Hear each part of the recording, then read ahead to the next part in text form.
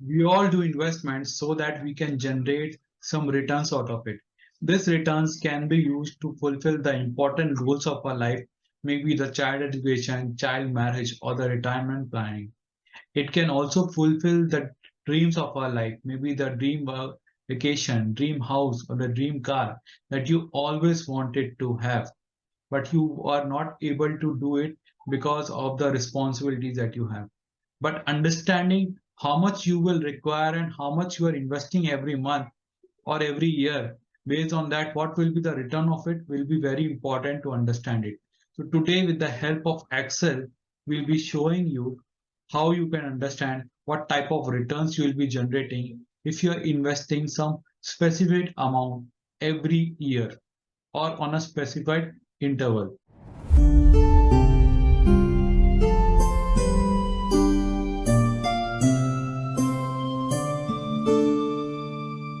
Everyone might be familiar with this sheet. This is an Excel sheet that you might be having based on in the laptop. You can see this is MX Excel.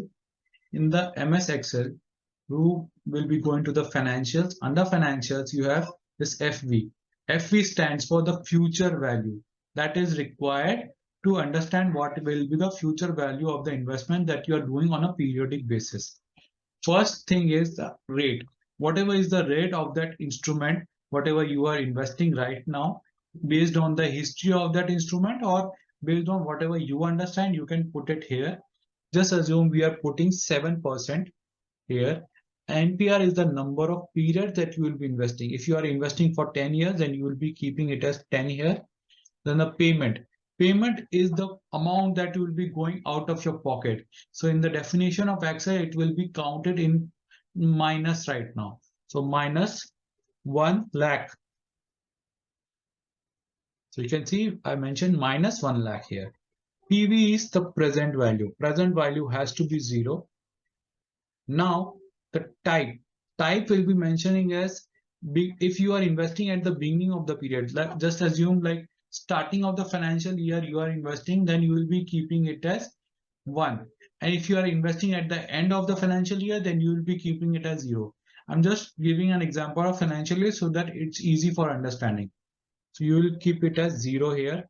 Then you can see here how much is the return generated. Return generated is that 13,81,644 rupees that you have generated if you have invested 1 lakh rupees for 10 years at 7% return.